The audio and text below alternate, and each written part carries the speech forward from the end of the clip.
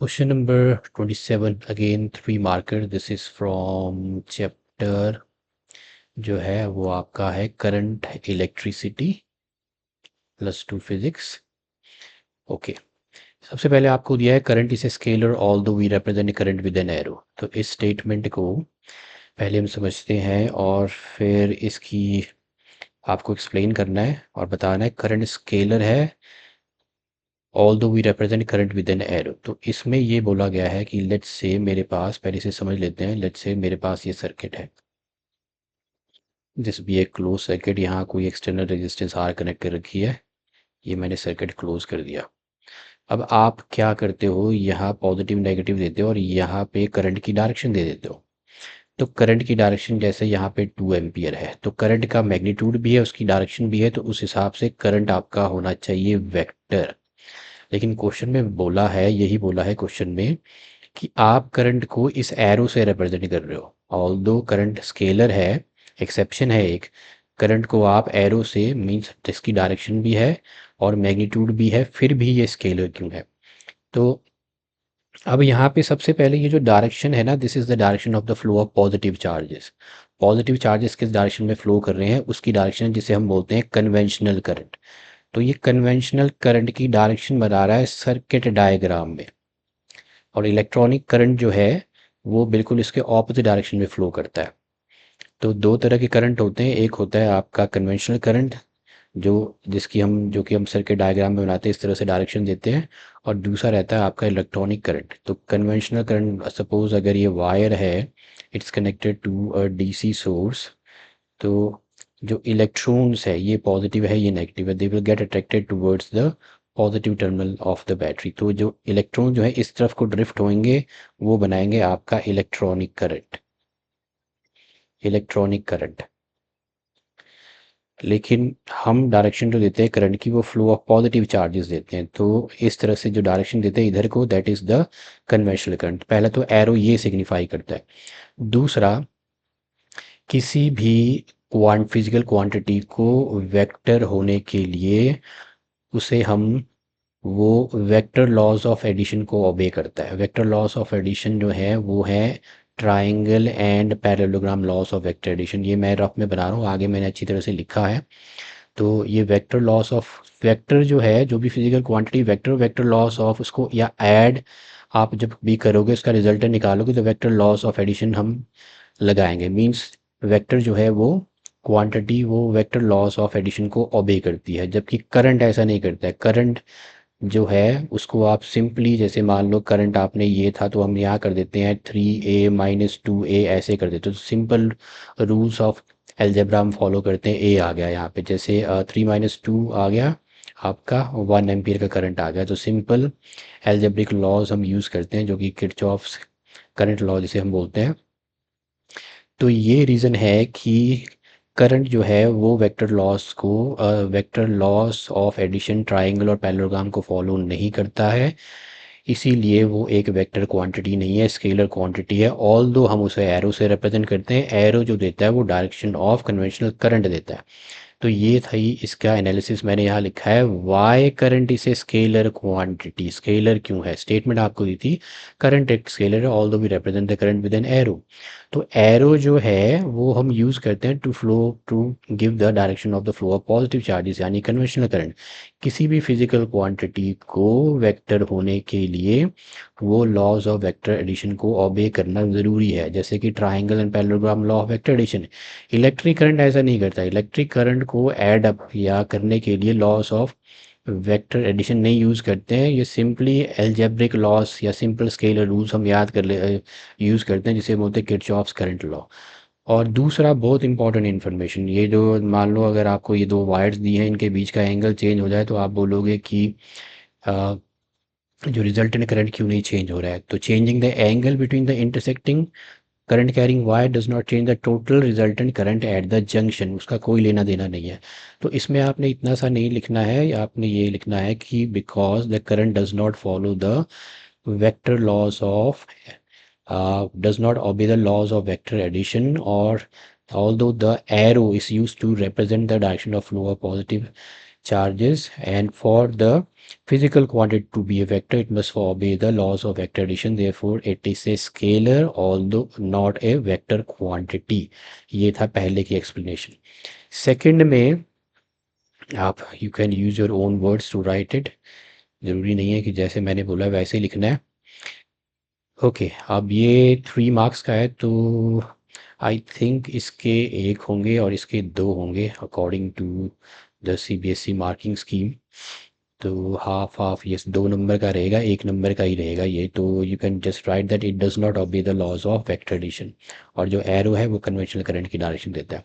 Second में using Kirchhoff's rules to find the current through the 3 ohm resistor आपको find out करना है। तो किरचॉफ्स के रूल देख लेते हैं। किरचॉफ्स रूल ये होता है कि करंट जो जंक्शन पे जितना करंट आएगा उतना ही करंट लीव भी करेगा। अगर I1 और I2 इधर को आया है और I3 लीव कर रहा है तो I1 प्लस I2 जो एंटर कर रहा है जंक्शन पे इट लीव्स मींस इनका एल्जेब्रिक सम हमेशा 0 होगा। अगर इसको इधर ले आए तो ये हो गया junction rule, Kirchhoff's first rule जो है पहला रूल। ओके दूसरा रूल बहुत इंपॉर्टेंट है जो बोलता है sum of potentials and the EMF of the batteries connected in a close circuit is always zero. इसको हम समझते हैं। तो लेट्स से कि ये एक बैटरी कनेक्टेड है and we have these resistors connected. यहाँ एक और बैटरी कनेक्ट कर लेते हैं। Okay so it's a close circuit, इसे हम मान लेते हैं क्लोज सर्किट। इसमें साइन कन्वेंशंस भी लगानी है, वो साइन कन्वेंशंस हम कैसे यूज़ करते हैं। So let this be the close circuit. इसका ईएमएफ मान लो E1 है, इसका E2 है।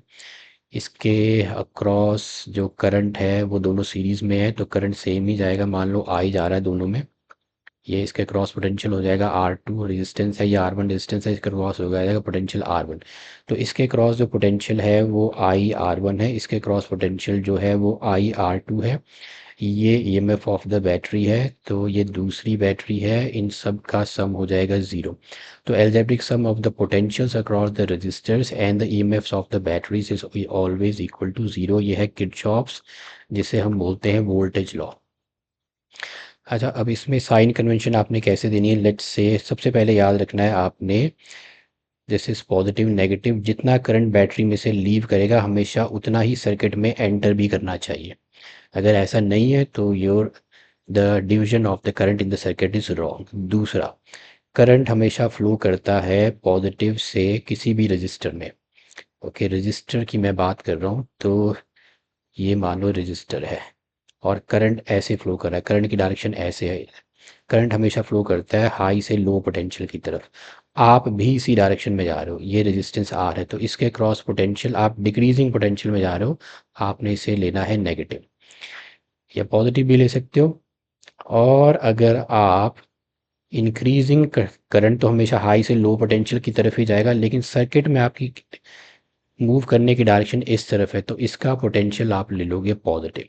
ये आप पॉजिटिव ले लोगे, नेगेटिव पॉजिटिव आप इंक्रीजिंग पोटेंशियल की तरफ आ रहे हैं तो इसके क्रॉस पोटेंशियल आपने पॉजिटिव लेना है। दूसरा बैटरी में तो नेगेटिव और पॉजिटिव साइन है, बस आपने अपनी डायरेक्शन देखनी है। मान लो ये 5 वोल्ट की बैटरी है, अगर आप इंक्रीजिंग पोटेंशियल में जा रहे हो सॉरी डिक्रीजिंग पोटेंशियल में जा रहे हो तो इसके ईएमएफ को कर देना है नेगेटिव। और अगर आप इंक्रीजिंग पोटेंशियल की तरफ जा रहे तो इसके ईएमएफ को ले लेना आपने positive. Most important information, current जितना लीव करेगा उतना ही करंट एंटर भी करेगा और जंक्शन पे जाके करंट जो है वो अगर इधर से आ रहे हैं तो दोनों एडअप हो जाएंगे, और अगर जंक्शन पे जाके इधर से आया है करंट तो जंक्शन पे जाके ये करंट जो है डिवाइड हो जाएगा इनटू दीज टू पोर्शंस। तो इन्हीं पॉइंट्स को keeping these points in mind let's come to the part B. अब पार्ट में देखो 2 बैटरीज हैं, you need not have to worry about these 2 batteries. अब जो बड़ी ईएमएफ की बैटरी है वो ये वाली, बस इसमें से आपने करंट लेना है। तो मैं यहाँ पे करंट की जो डिवीजन बना रहा हूँ लेट्स मैं रेड लेता हूँ। मान लो यहाँ से करंट आई निकलता है, करंट आई निकला है 5 वोल्ट की बैटरी से। अब करंट की हम डिवीजन बनाएंगे तो यहाँ देखो यहाँ कोई नहीं है कुछ नहीं है, ये कंडक्टिंग वायर ऐसे ही आ रही है तो इसका मतलब इस रजिस्टर के क्रॉस भी करंट आई आएगा, इधर भी ये आई ही आएगा। अब यहाँ पे आके करंट जो है वो डिवाइड होगा, कुछ 3 ओम की तरफ चला जाएगा। तो मान लो 3 ओम वाले में चला गया I1 करंट, रिमेनिंग बच गया I माइनस I1 करंट जो है, ये थोड़ी हैंड राइटिंग मेरी I1 जो है 4 ओम में आएगा। ये इधर आ गया करंट।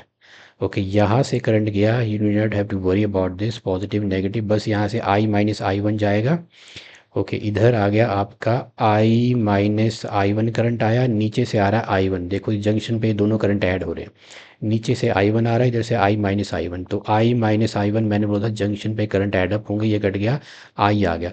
तो देखो बैटरी इधर करंट गया आई, ऐड अप होके इधर आएगा, तो जितना करंट बैटरी से लीव किया था उतना ही एंटर हुआ है। इसका मतलब हमने जो करंट की division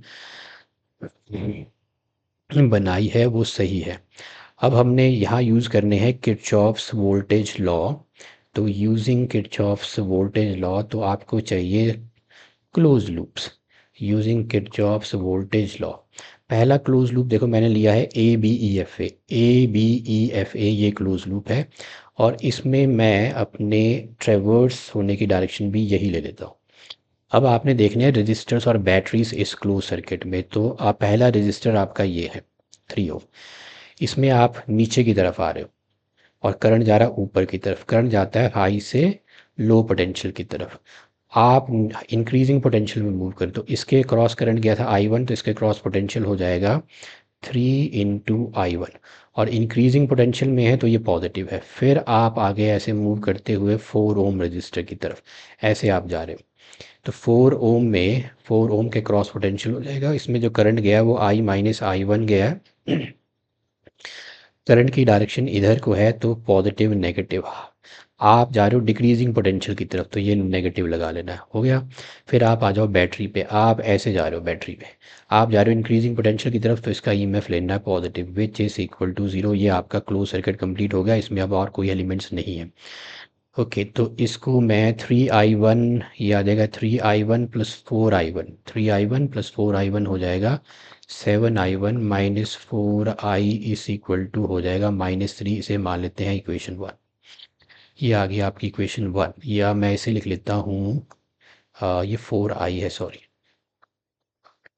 4 I is equal to हो गया -3। इसे मैं लिख लेता हूँ 4 I minus 7 I1 is equal to 3। Let this be the first set of equation. तो ये आपके आ गई फर्स्ट सेट ऑफ इक्वेशन। अब हम चलते हैं close loop B C D E B में, इसमें भी हम लगाएंगे using Kirchhoff's voltage law. Okay, B C D E B में आपके पास सबसे, मैं इसमें भी अपने ट्रेवर्स करने की डायरेक्शन लगा देता हूँ इस तरह से। तो ये है पॉजिटिव, ये है नेगेटिव, आप जा रहे हो इधर इंक्रीजिंग पोटेंशियल, इसका ईएमएफ आप ले लोगे 5 + 5, इंक्रीजिंग पोटेंशियल +5 प्लस। नेक्स्ट क्या है आपका, नेक्स्ट आप क्या, आप इधर जा रहे हो, करंट इधर का जा रहा है, तो पॉजिटिव नेगेटिव आप जा रहे हो डिक्रीजिंग पोटेंशियल में, तो इसके क्रॉस पोटेंशियल हो जाएगा 2 × I, और वो भी -2I। तो पॉजिटिव हटा देते हैं, दिस इज -2I। नेक्स्ट जो एलिमेंट है इस क्लोज लूप में, मैंने जो लिया है BCDEB, यही क्लोज लूप लिया है। तो इसको फर्स्ट, ये आपका पहला क्लोज लूप था, ये आपका सेकंड क्लोज लूप है। ओके, अब आ गया दूसरा एलिमेंट, यहाँ से बैटरी आ गई, ये रजिस्टर आ गया, इधर आ गया। इसमें आप ऐसे ट्रेवर्स कर रहे हो ऊपर की तरफ, आप जा रहे हो, करंट की डायरेक्शन ऊपर को है, आई वन करंट गया इसमें, 3 I1 decreasing potential -3 I1, -3 I1। Okay, और कुछ नहीं है इसमें, इस इक्वल टू हो गया 0।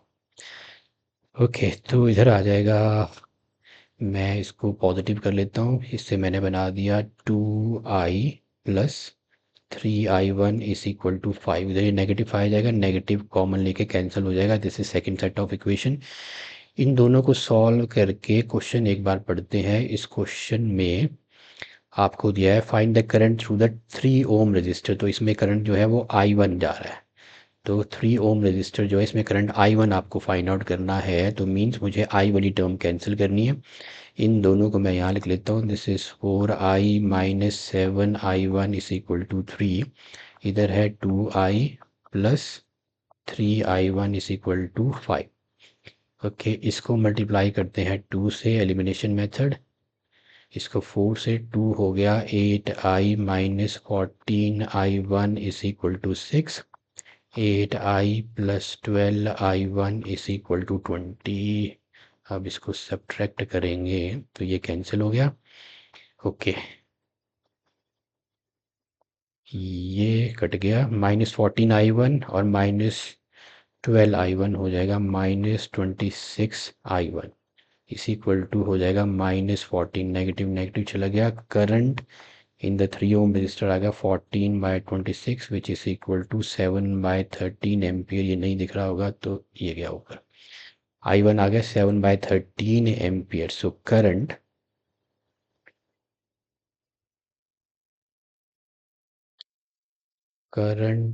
Through 3 ohm resistor is equal to, जो कि I1 था वो आ गया 7/13 एम्पियर।